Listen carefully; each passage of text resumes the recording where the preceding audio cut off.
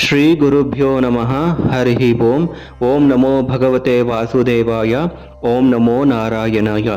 ಎಲ್ಲರಿಗೂ ನಮಸ್ಕಾರ ವೀಕ್ಷಕರೇ. ಹಿಂದಿನ ವಿಡಿಯೋದಲ್ಲಿ ನಾನು ಕರ್ಕಾಟಕ ಲಗ್ನದವರ ಯುಗಾದಿ ವರ್ಷ ಭವಿಷ್ಯ ಹೇಗಿರುತ್ತೆ ಅಂತ ನಾನು ವಿಡಿಯೋ ಮಾಡಿರ್ತೀನಿ.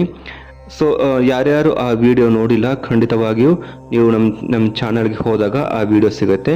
ಈಗ ಈ ವಿಡಿಯೋದಲ್ಲಿ ಸಿಂಹ ಲಗ್ನದವರ ಯುಗಾದಿ ವರ್ಷ ಭವಿಷ್ಯ ಹೇಗಿರುತ್ತೆ ಅಂತ ನೋಡೋಣ.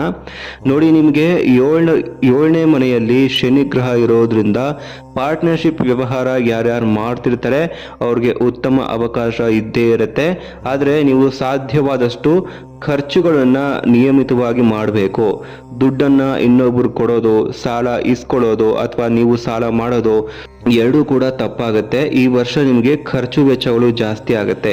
ನಯಾ ವಿನಯದಿಂದ ನೀವು ಖರ್ಚನ್ನ ನಿಭಾಯಿಸಬೇಕಾಗತ್ತೆ.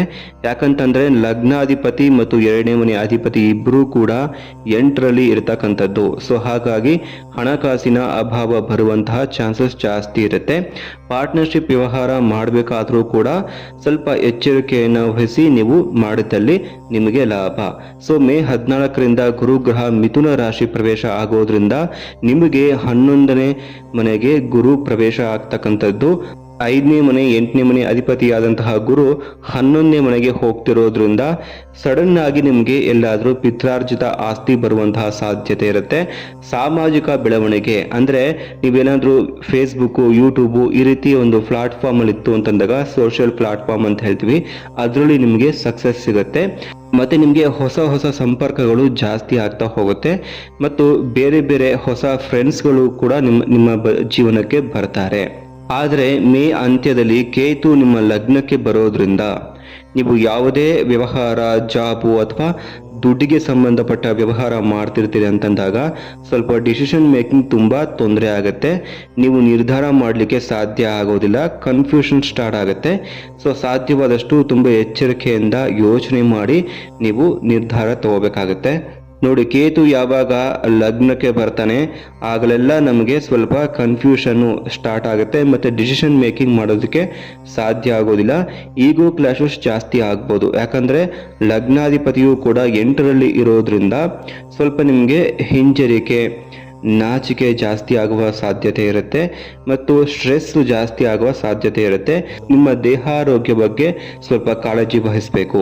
ಹಾಗೆಯೇ ಹಣಕಾಸು ವ್ಯವಹಾರ ಅಂತ ಬಂದಾಗ ಕೂಡ ತುಂಬ ಎಚ್ಚರಿಕೆಯಿಂದ ಇರಿ. ರಾಹು 8ರಲ್ಲಿ ಇರೋದ್ರಿಂದ ನಿಮ್ಮಲ್ಲೇ ಒಳಗೆ ಒಂದು ಪರಿವರ್ತನೆ ಆಗುತ್ತೆ.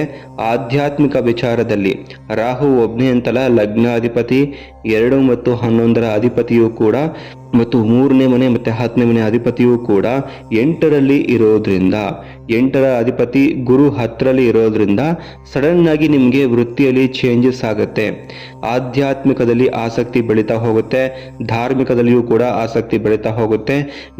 ನೀವು ಜ್ಯೋತಿಷ್ಯ, ರೇಖಿ, ನ್ಯೂಮರಾಲಜಿ ಇನ್ನಿತರೆ ಹಲವಾರು ಅಕಲ್ಟ್ ಸೆನ್ಸ್ನ ನೀವು ಕಲಿಯೋದ್ರಿಂದ ಅದರಿಂದ ನೀವು ಹೆಚ್ಚು ಆಧ್ಯಾತ್ಮಿಕ ಮತ್ತು ಹಣಕಾಸಿನ ವಿಧದಲ್ಲೂ ಕೂಡ ನೀವು ಬೆಳವಣಿಗೆಯನ್ನು ಕಾಣ್ಬೋದು. ಒಂದು ಮಾಡ್ಕೋಬೋದು. ಜ್ಯೋತಿಷ್ಯವನ್ನು ಓದೋದ್ರಿಂದ ಯಾವಾಗ ನಮಗೆ ಫಿನಾನ್ಷಿಯಲಿ ಸ್ಟ್ರೆಂತ್ ಬರುತ್ತೆ, ಫಿನಾನ್ಷಿಯಲ್ ಲಾಸ್ ಇರುತ್ತೆ ಅಂತ ತಿಳ್ಕೊಂಡು ಅದಕ್ಕೆ ತಕ್ಕಂತೆ ನಮ್ಮ ಜೀವನನ ಮ್ಯಾನೇಜ್ ಮಾಡ್ತಾ ಹೋಗ್ಬೋದು. ಕುಟುಂಬದಲ್ಲಿ ಸ್ವಲ್ಪ ವಾದ ವಿವಾದ ಜಾಸ್ತಿ ಆಗ್ತಾ ಹೋಗುತ್ತೆ. ಟೆನ್ಷನ್ನು, ಜಗಳಗಳು ಜಾಸ್ತಿ ಆಗ್ತಾ ಹೋಗುತ್ತೆ. ಅಥವಾ ಕುಟುಂಬದಲ್ಲಿ ಯಾರಾದರೂ ಒಬ್ಬರು ಸದಸ್ಯರಿಗೆ ಗಂಭೀರ ಸಮಸ್ಯೆಗಳು, ಆರೋಗ್ಯ ಸಮಸ್ಯೆಗಳು ಬರುವಂತಹ ಸಾಧ್ಯತೆ ಇರುತ್ತೆ. ಇಲ್ಲಿ ನೀವು ಗಮನ ಹರಿಸ್ಬೇಕಾಗಿರೋದು, ನೀವು ತುಂಬ ಗಂಭೀರವಾಗಿರಬೇಕು. ನಿಮ್ಮ ಕೋಪವನ್ನು ಎಕ್ಸ್ಪ್ರೆಸ್ ಮಾಡೋದಕ್ಕೆ ಹೋಗಬಾರ್ದು, ಯಾರಿಗೂ ಗೊತ್ತಾಗಬಾರ್ದು. ನೀವು ಕೋಪ ಮಾಡ್ಕೊಳ್ಳೋದು ಗೊತ್ತಾಯಿತು ಅಂತಂದಾಗ ಜಾಬಲ್ಲಿ ತುಂಬ ತೊಂದರೆ ಆಗುತ್ತೆ, ಜಾಬ್ ಲಾಸ್ ಕೂಡ ಆಗ್ಬೋದು. ಸಂಬಂಧಗಳನ್ನು ನೀವು ದೂರ ಮಾಡ್ಕೊಳ್ತೀರಾ. ದಶಾಭುಕ್ತಿಯನ್ನು ನೀವು ನೋಡ್ಕೋಬೇಕು. ದಶಾಭುಕ್ತಿಯಲ್ಲಿ ಇಂಪಾರ್ಟೆಂಟು. ಮತ್ತು ವಿದ್ಯಾರ್ಥಿಗಳ ವಿದ್ಯಾಭ್ಯಾಸ ಅಂತ ಬಂದಾಗ ಎಜುಕೇಷನಲ್ಲಿ ನೋಡಿ ವಿದ್ಯಾರ್ಥಿಗಳ ವಿದ್ಯಾಭ್ಯಾಸ ಅಂತ ಬಂದಾಗ ಎಜುಕೇಷನಲ್ಲಿ ಉತ್ತಮವಾಗಿರುತ್ತೆ. 4ನೇ ಮನೆ ಅಧಿಪತಿ ಕುಜ 11ರಲ್ಲಿ, ಆದರೆ ರಾಹುವಿನ ನಕ್ಷತ್ರದಲ್ಲಿ ಇದ್ದಾಗ ಸ್ವಲ್ಪ ಮನಸ್ಸಿನಲ್ಲಿ ಏರಿಳಿತ ಆಗ್ಬೋದು, ಒತ್ತಡಗಳು ಜಾಸ್ತಿ ಆಗ್ಬೋದು. ನಿಮ್ಮ ಎಜುಕೇಷನ್ಗೆ ಸ್ವಲ್ಪ ಬ್ಲಾಕೇಜಸ್ಸು ಅಥವಾ ನೀವು ಅಂದ್ಕೊಂಡಷ್ಟು ಮಾರ್ಕ್ಸ್ನ ತೆಗಿಲಿಕ್ಕೆ ಸಾಧ್ಯ ಆಗದೆ ಇರ್ಬೋದು. ನೋಡಿ, ರಾಹು 8ರಲ್ಲಿ ಇರೋದ್ರಿಂದ ಸ್ವಲ್ಪ ಒತ್ತಡಗಳು, ಮನಸ್ಸಿನಲ್ಲಿ ಡಿಪ್ರೆಷನ್ನು, ಸ್ಟ್ರೆಸ್ ಜಾಸ್ತಿ ಆಗ್ತಾ ಹೋಗುತ್ತೆ.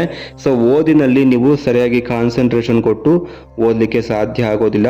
ನಿರಂತರ ಪ್ರಯತ್ನ ಇರಬೇಕು, ಸಕಾರಾತ್ಮಕ ಭಾವನೆ ಇರಬೇಕು. ಒಂದು ಪಾಸಿಟಿವ್ ಭಾವನೆಯನ್ನು ಇಟ್ಕೊಂಡು ನೀವು ಯಶಸ್ಸನ್ನು ನೀವು ವಿದ್ಯಾಭ್ಯಾಸದಲ್ಲಿ ಸಾಧಿಸ್ಬೋದು.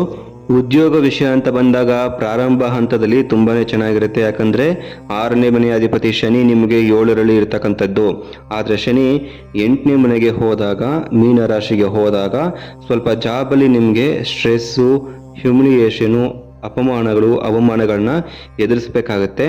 ಆದರೆ ಯಾರು ಇನ್ಶೂರೆನ್ಸ್ ಫೀಲ್ಡಲ್ಲಿ ರಿಸರ್ಚು, ಟೆಕ್ನಿಕಲ್ಲು, ಇಂಜಿನಿಯರಿಂಗು ಮತ್ತು ಮೆಕ್ಯಾನಿಕಲು ಈ ಲೈನಲ್ಲಿ ತಮ್ಮನ್ನು ತಾವು ತೊಡಗಿಸ್ಕೊಂಡಿರ್ತಾರೆ, ಅಥವಾ ಪೌರೋಹಿತ್ಯ, ಜ್ಯೋತಿಷ್ಯ, ನ್ಯೂಮರಾಲಜಿ, ರೇಖಿ ಈ ಒಂದು ಪ್ಲಾಟ್ಫಾರ್ಮಲ್ಲಿ ಕೆಲಸವನ್ನು ಮಾಡ್ತಿರ್ತಾರೆ, ಉದ್ಯೋಗವನ್ನಾಗಿ ಮಾಡ್ಕೊಂಡಿರ್ತಾರೆ, ಅವ್ರಿಗೆ ಹೆಚ್ಚಿನ ಲಾಭ ಇರುತ್ತೆ. ಪಿತ್ರಾರ್ಜಿತ ಆಸ್ತಿ ಸಿಗುವಂತಹ ಸಾಧ್ಯತೆಯೂ ಇರುತ್ತೆ. ಜಾಬ್ ವಿಷಯದಲ್ಲಿ ಮತ್ತು ದುಡ್ಡಿನ ವಿಚಾರದಲ್ಲಿ ನೀವು ಎಚ್ಚರಿಕೆ ವಹಿಸಲೇಬೇಕು. 6ನೇ ಮನೆಯ ಅಧಿಪತಿ 8ಕ್ಕೆ ಹೋದಾಗ ಜಾಬ್ ಲಾಸ್ ಕೂಡ ಆಗಬಹುದು, ಅಥವಾ ಹಲವಾರು ಕೆಲಸ ಕಾರ್ಯಗಳು ತುಂಬಾ ನಿಧಾನ ಆಗೋಗುತ್ತೆ. ಕೆಲವೊಂದು ಕೆಲಸಗಳು ನಡೆಯೋದೇ ಇಲ್ಲ, ನಿಮ್ಮ ಕೈಯಿಂದ ಕೆಲಸಗಳು ಆಗೋದೇ ಇಲ್ಲ. ಸೊ ಸಾಧ್ಯವಾದಷ್ಟು ಎಚ್ಚರ ವಹಿಸಬೇಕು. ಈ ವರ್ಷ ಆರೋಗ್ಯ ವಿಚಾರದಲ್ಲಿ ನೀವು ತುಂಬಾ ಗಂಭೀರ ಸಮಸ್ಯೆಗಳನ್ನ ಎದುರಿಸಬೇಕಾಗತ್ತೆ. ಈ ವರ್ಷ ಆರೋಗ್ಯ ವಿಚಾರದಲ್ಲಿ ತುಂಬಾ ನೀವು ವಿಶೇಷವಾಗಿ ಗಮನವನ್ನು ಹರಿಸಬೇಕಾಗತ್ತೆ. ಹಲ್ಲು ನೋವು ಕಾಡಬಹುದು, ಕಿಡ್ನಿ ಸಮಸ್ಯೆ, ಮೂತ್ರಪಿಂಡ ಸಮಸ್ಯೆಗಳು ಬರ್ತಕ್ಕಂಥ ಚಾನ್ಸಸ್ ಜಾಸ್ತಿ ಇರುತ್ತೆ. ಸೊ ಇಲ್ಲಿ ನೀವು ಮನೆಯಲ್ಲಿ ಆಹಾರವನ್ನ ತಯಾರು ಮಾಡಿಕೊಂಡು ಮನೆಯ ಆಹಾರವನ್ನ ಸೇವನೆ ಮಾಡೋದು ತುಂಬಾ ಮುಖ್ಯ. ಸಮತೋಲಿತ ಆಹಾರ ಇನ್ನೂ ತುಂಬಾ ಮುಖ್ಯ ಆಗಿರುತ್ತೆ. ಮತ್ತು ವ್ಯಾಯಾಮ, ಧ್ಯಾನ ತುಂಬಾ ಮುಖ್ಯ. 8ನೇ ಮನೆಯಲ್ಲಿ ಸಾಕಷ್ಟು ಗ್ರಹಗಳಿರೋದ್ರಿಂದ ಧ್ಯಾನದಲ್ಲಿ ನೀವು ಧ್ಯಾನವನ್ನು ಮಾಡೋದ್ರಿಂದ ಹಲವಾರು ವಿಷಯಗಳಿಗೆ ಪರಿಹಾರನ ಕಂಡ್ಕೋಬಹುದು. ಮುಖ್ಯವಾಗಿ ಮಾನಸಿಕವಾಗಿ ನೀವೇನಾದರೂ ಹಿಂಸೆಗೆ ಒಳಗಾಗಿತ್ತು ಅಂತಂದಾಗ, ಅಥವಾ ಡಿಪ್ರೆಷನ್ಗೆ ಹೋಗಿತ್ತು ಅಂತಂದಾಗ, ಖಂಡಿತವಾಗಿಯೂ ನಿಮ್ಮ ಮನಸ್ಸಿಗೆ ಒಂದು ಸ್ಟ್ರೆಂತ್ ಬರುತ್ತೆ, ಒಂದು ಬಲ ಬರುತ್ತೆ ಧ್ಯಾನವನ್ನು ಮಾಡೋದ್ರಿಂದ. ಸೊ ಹಾಗಾಗಿ ವ್ಯಾಯಾಮವನ್ನು ಮಾಡ್ಕೊಳ್ಳಿ. ಮನೆ ಮಟ್ಟಿನ ಆಹಾರವನ್ನು ಮಾತ್ರ ಸೇವನೆ ಮಾಡಿ. ಹೊರಗಡೆ ಆಹಾರವನ್ನು ನೀವು ಸೇವನೆ ಮಾಡೋದ್ರಿಂದ ಇನ್ಫೆಕ್ಷನ್ ಆಗುವಂಥ ಸಾಧ್ಯತೆ ಇರುತ್ತೆ, ಫುಡ್ ಪಾಯ್ಸನ್ ಆಗುತ್ತೆ, ಅದರಿಂದ ಗಂಭೀರ ಕಾಯಿಲೆ ಆಗ್ಬೋದು, ಅಥವಾ ಆಪರೇಷನ್ ಕೂಡ ಆಗುವ ಸಾಧ್ಯತೆ ಇರುತ್ತೆ. ಆರೋಗ್ಯ ವಿಚಾರದಲ್ಲಿ ಸ್ವಲ್ಪ ಎಚ್ಚರ ವಹಿಸಿ. ಜೀವನ ಶೈಲಿಯನ್ನು ನೀವು ಸ್ವಲ್ಪ ಸರಿ ಮಾಡ್ಕೋಬೇಕು, ಲೈಫ್ ಸ್ಟೈಲ್ನ ಸರಿ ಮಾಡ್ಕೋಬೇಕು. ಸೊ ನಿಮಗೆ ಪರಿಹಾರ ಅಂತ ಬಂದಾಗ ಲಕ್ಷ್ಮೀ ನರಸಿಂಹದೇವರ ಧ್ಯಾನವನ್ನು ಮಾಡಿ. ಪರಿಹಾರ ನಿಮಗೆ ಅದರಲ್ಲೇ ಇರತಕ್ಕಂಥದ್ದು. ಮತ್ತು ಓಂ ನಮೋ ನರಸಿಂಹ ತವ ದಾಸೋಹಂ ಈ ಮಂತ್ರವನ್ನು ನೀವು ಪ್ರತಿನಿತ್ಯ ಜಪ ಮಾಡ್ತಾ ಬನ್ನಿ. ಲಕ್ಷ್ಮೀ ನರಸಿಂಹದೇವರ ಒಂದು ದರ್ಶನ, ಆಶೀರ್ವಾದ ನಿಮಗೆ ಈ ವರ್ಷ ತುಂಬ ಮುಖ್ಯ ಆಗಿರುತ್ತೆ. ಮತ್ತು ಲಕ್ಷ್ಮೀ ನರಸಿಂಹದೇವರ ಪೂಜೆ, ಧ್ಯಾನವೂ ಕೂಡ ತುಂಬ ಮುಖ್ಯವಾಗಿರುತ್ತೆ. ಸೊ ಇವಿಷ್ಟು ಸಿಂಹ ಲಗ್ನದವರ ಒಂದು ವರ್ಷ ಭವಿಷ್ಯ ಆಗಿರುತ್ತೆ. ಮುಂದಿನ ವಿಡಿಯೋದಲ್ಲಿ ಕನ್ಯಾ ಲಗ್ನದವರ ವರ್ಷ ಭವಿಷ್ಯ ನೋಡೋಣ. ನಮಸ್ಕಾರ. ಕೃಷ್ಣಾರ್ಪಣಮಸ್ತು.